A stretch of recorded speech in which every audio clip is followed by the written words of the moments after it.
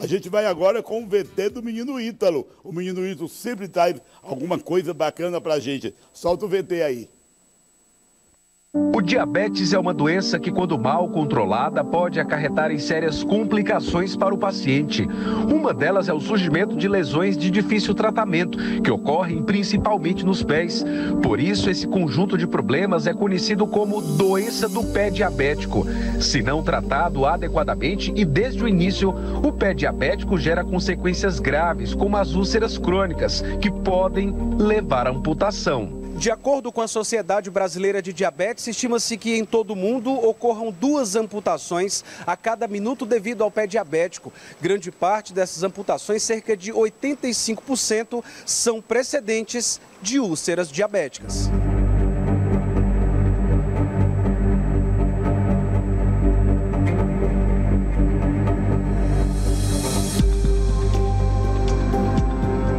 São complicações que ocorrem nos pacientes que não conduziram de forma adequada o pé diabético, que é aquele pé que apresenta já alguma alteração na sensibilidade. Eles precisam ter cuidados adequados para evitar essas ulcerações. Piauí é recordista de amputação por diabetes. A gente tem esse infeliz dado.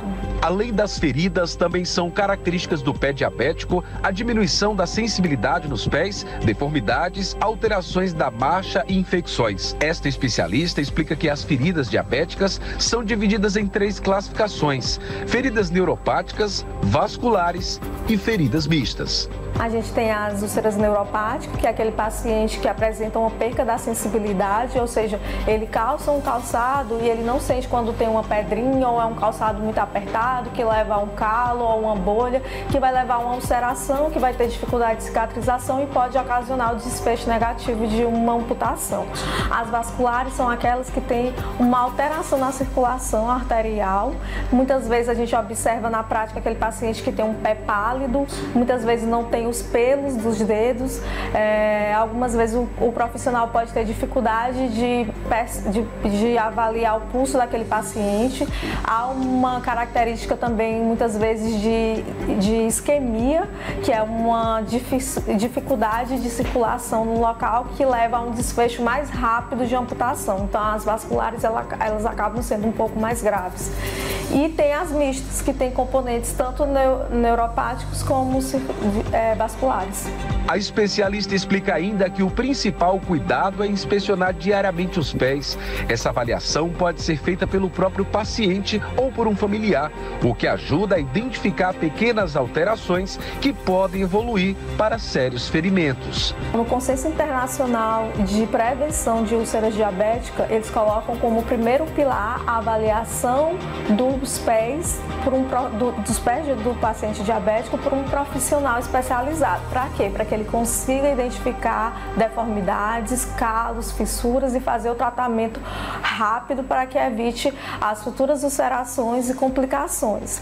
Esse profissional também deve fazer o corte adequado das unhas, o corte reto, deve orientar o paciente, deve estratificar o risco daquele pé diabético, porque nem todos os pacientes diabéticos vão ter o mesmo risco. Então, quanto mais grave for esse risco, mais periodicamente aquele paciente deve visitar o profissional.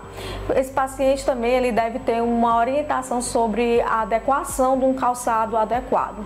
Os pacientes diabéticos, de uma maneira geral, eles devem usar calçados confortáveis.